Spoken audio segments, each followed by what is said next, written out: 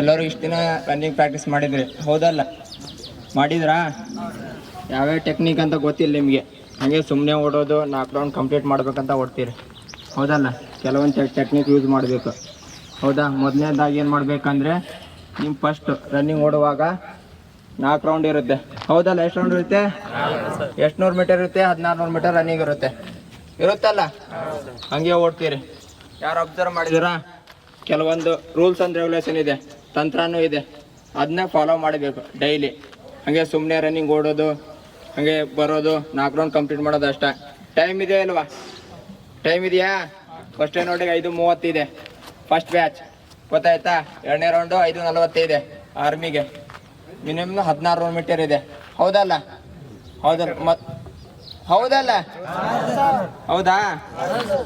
ನೀವೇನು ಮಾಡ್ಬೇಕಂತ ಮೊದಲು ರನ್ನಿಂಗ್ ಓಡಿ ಪ್ರಾಕ್ಟೀಸ್ ಆಗಬೇಕು. ಪ್ರಾಕ್ಟೀಸ್ ಇಲ್ಲ ಯಾವುದೂ ಆಗಲ್ಲ, ಹೌದಲ್ಲ? ಹೌದಾ?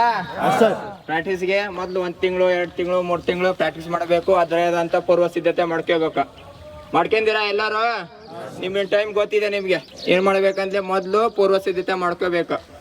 ಮೊದಲನೇದಾಗಿ ಪೂರ್ವ ಸಿದ್ಧತೆ, ನಿಮ್ಮ ದೈಹಿಕವಾಗಿ ಮತ್ತು ಮಾನಸಿಕವಾಗಿ ನಮ್ಮ ಮೈಂಡು ಫ್ರೀ ಇರಬೇಕು. ಯಾವುದೇ ರನ್ನಿಂಗ್ ಓಡುವಾಗ ಯಾವುದೇ ರೀತಿ ಅಡಚಣೆ, ಒತ್ತಡ ಇರಬಾರ್ದು. ಯಾವ ರೀತಿ ಅಂದರೆ, ಫಸ್ಟ್ ರೌಂಡ್ ಓಡ್ತೀರಿ, ಸೆಕೆಂಡ್ ರೌಂಡ್ ಓಡ್ತೀರಿ, ಸರ ಇನ್ನೂ 2 ರೌಂಡ್ ಓಡಬೇಕಾ? ಮಂಡಿಯಲ್ಲಿ ಇರಬಾರ್ದು. ಸರ 1 ರೌಂಡ್ ಓಡಿದ್ರೆ ಇನ್ನೂ 3 ರೌಂಡ್ ಓಡಬೇಕಾ? ಒತ್ತಡ ಯಾವುದೇ ಕಾರಣಕ್ಕೂ ಇರಬಾರ್ದು.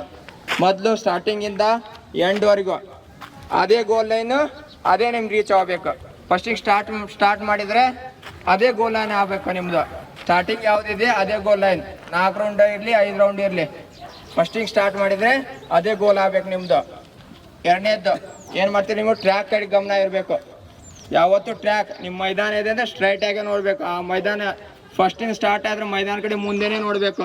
ಯಾವುದೇ ಹಿಂದೆ ನೋಡೋದಾಗಲಿ ಮುಂದೆ ನೋಡೋದಾಗಲಿ ಮಾಡಬಾರ್ದು. ಯಾಕಂದರೆ 5 ಸೆಕೆಂಡು 10 ಸೆಕೆಂಡ್ ವೆರಿ ಇಂಪಾರ್ಟೆಂಟ್, ಹೌದಲ್ಲ? ಬ್ಯಾಕ್ ಸೈಡ್ ಹಿಂಗೆ ಸ್ವಲ್ಪ ಟರ್ನ್ ಆದರೂ 5 ಸೆಕೆಂಡ್ ಹೋಗ್ಬಿಡುತ್ತೆ. 10 ಸೆಕೆಂಡ್, ಯಾಕಂದರೆ 400, 500 ಇರ್ತಾರೆ ಆರ್ಮಿ ಸೆಲೆಕ್ಷನಲ್ಲಿ. ಮುಂದಿನವ್ರು ಯಾವುದೇ ಕಾರಣಕ್ಕೂ ಬಿಟ್ಕೊಡಲ್ಲ, ತಿಳ್ಕೊಳ್ಳಿ. ಮುಂದಿನವರು ಯಾವುದೇ ಕಾರಣಕ್ಕೂ ಬಿಟ್ಕೊಡಲ್ಲ. ಹಿಂದಿನವ್ರು ಏನು ಮಾಡ್ತೀರಾ? ಸ್ವಲ್ಪ ಕಾಸು ತೊಗೋಬೇಕು.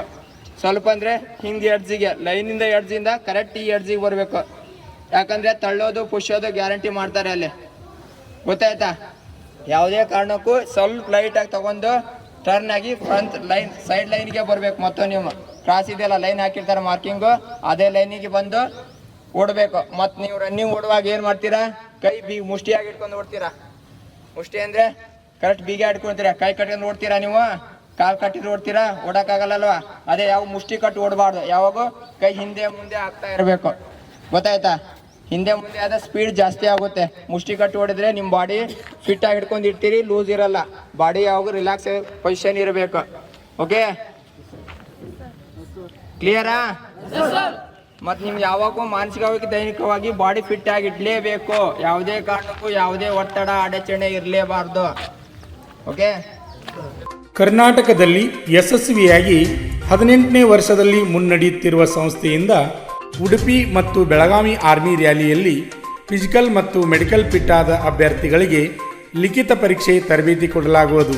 ಹಾಗೂ ವುಮನ್ ಮಿಲಿಟರಿ ಪೊಲೀಸ್ ಹಾಗೂ ಮುಂದೆ ನಡೆಯುವ ಕೋಲಾರ, ಹಾವೇರಿ ಮತ್ತು ಬೀದರ್ ಆರ್ಮಿ ರ್ಯಾಲಿಗೆ ಕರ್ನಾಟಕದ ಅಭ್ಯರ್ಥಿಗಳಿಗೆ ಪೂರ್ವಭಾವಿಯಾಗಿ ದೈಹಿಕ ಹಾಗೂ ಲಿಖಿತ ಪರೀಕ್ಷೆಯ ತರಬೇತಿ ಕೊಡಲಾಗುವುದು.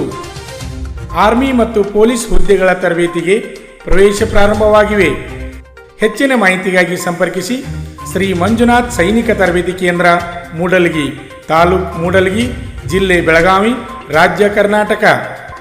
ಈಗಲೇ ನಮ್ಮ ಯೂಟ್ಯೂಬ್ ಚಾನಲನ್ನು ಸಬ್ಸ್ಕ್ರೈಬ್ ಮಾಡಿ ಆರ್ಮಿ, ಪೊಲೀಸ್ ಹಾಗೂ ಡಿಫೆನ್ಸ್ ಫೋರ್ಸ್ಗಳ ಮಾಹಿತಿಯನ್ನು ಕನ್ನಡದಲ್ಲಿ ಸಂಪೂರ್ಣವಾಗಿ ತಿಳಿದುಕೊಳ್ಳಿ.